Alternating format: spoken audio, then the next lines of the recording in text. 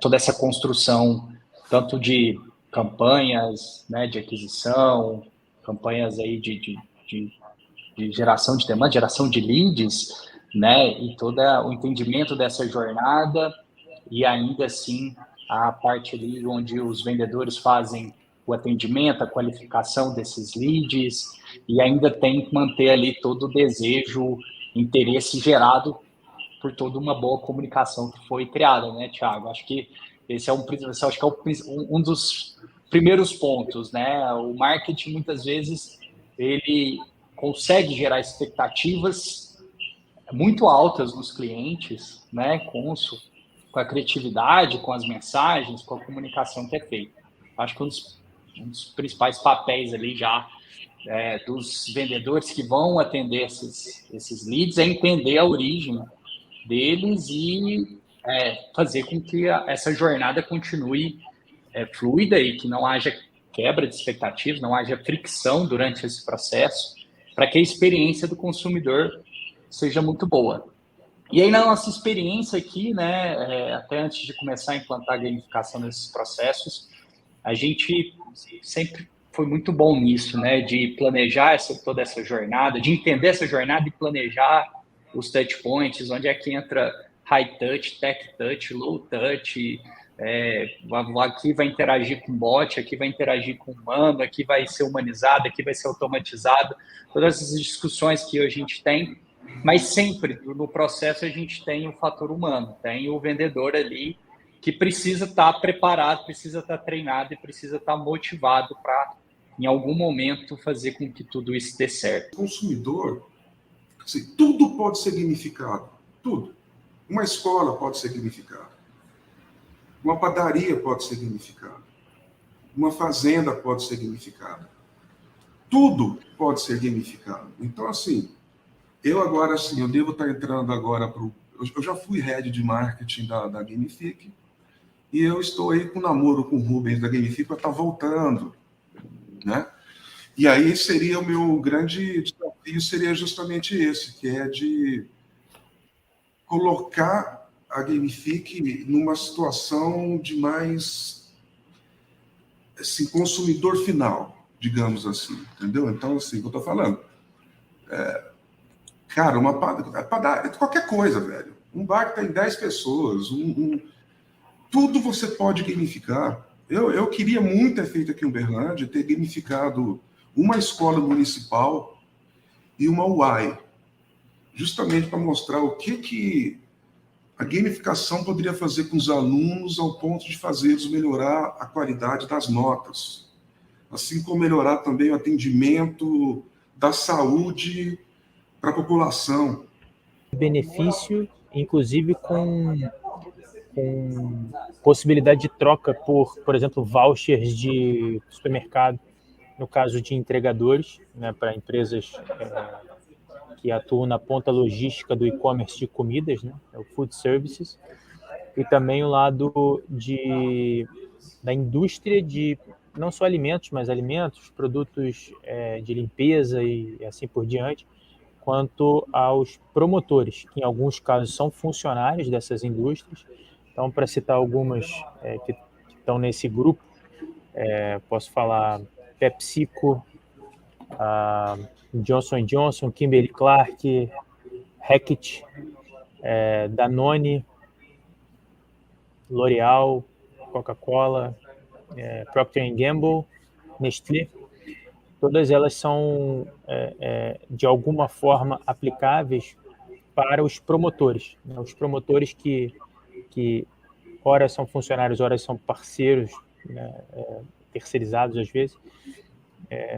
A passagem da cultura corporativa e de organização e de performance, e de horário, e de várias mecânicas e métricas que podem ser estimuladas e incentivadas, isso ajuda bastante, né? E também um outro lado que a gente vem conversando de forma... A gente até já implantou algumas iniciativas, por exemplo, o Grupo Boticário e também para o Grupo Put, que é dono da Paco Rabanne, são também iniciativas no sentido das consultoras e das revendedoras que são milhões, né? No caso de Natura, são 6 milhões de consultoras que tem na América Latina, que podem ser, sim, estimuladas e ter uma mecânica de incentivo gamificado para melhorar suas performances e melhorar o resultado da empresa como um todo. Fortalecimento de cultura, de engajamento de times é muito válido.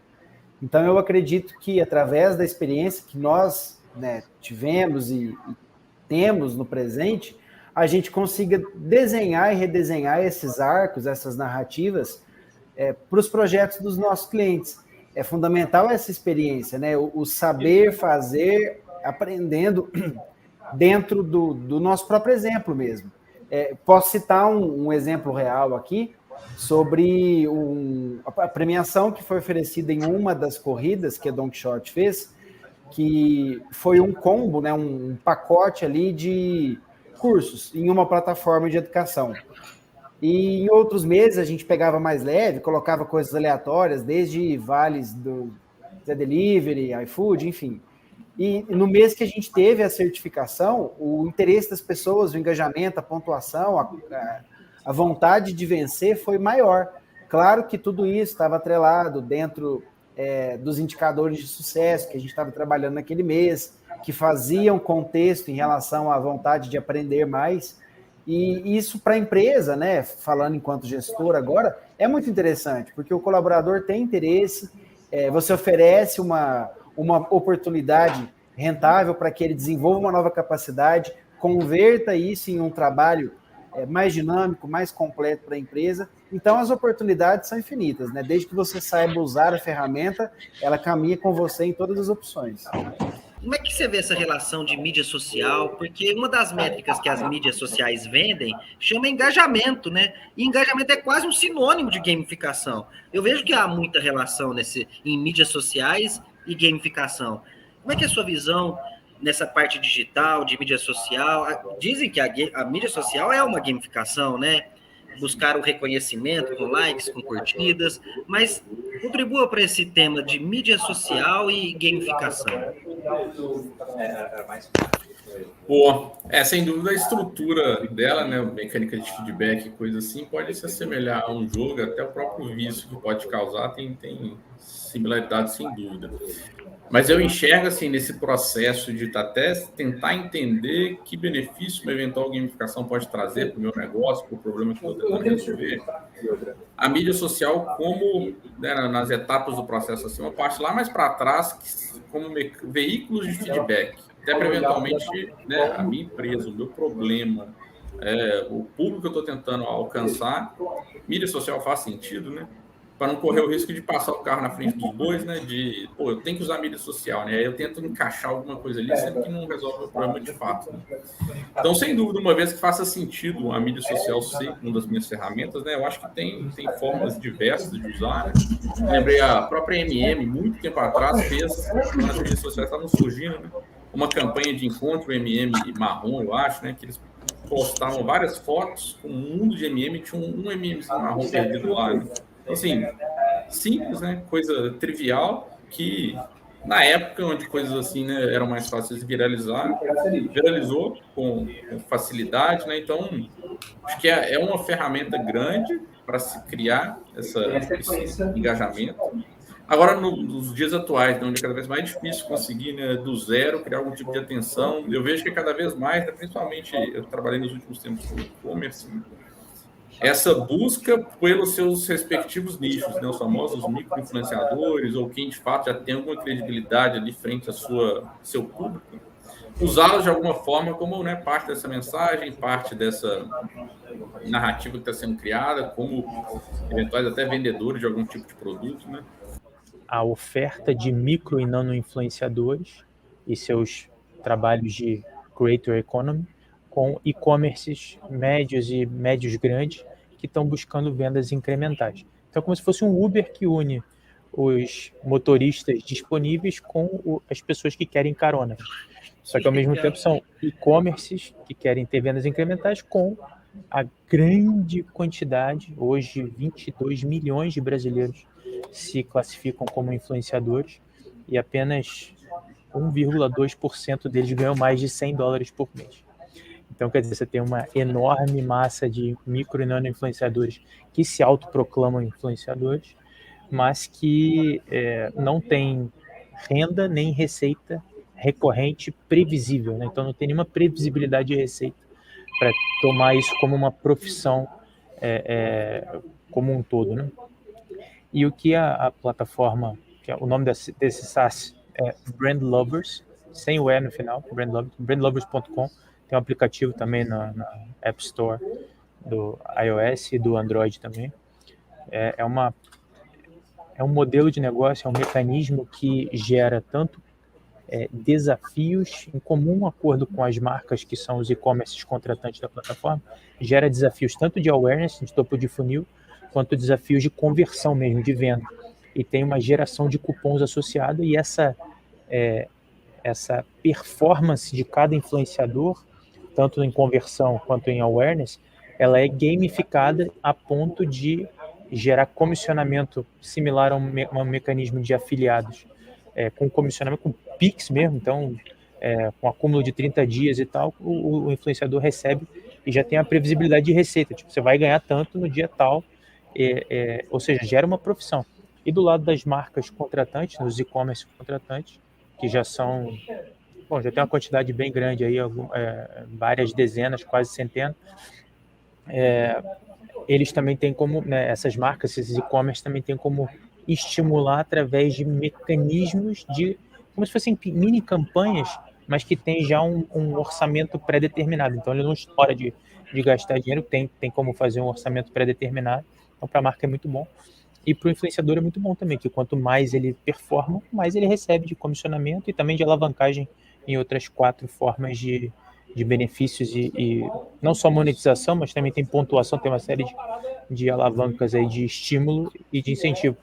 É uma mecânica de gamificação aplicada dentro de um software SaaS, que inclusive agora recebeu um aporte aí na semana retrasada de alguns fundos, e também do J Balvin, da Colômbia, e do will.i.am, que era do Black Eyed Peas, também entrou como investidor nosso.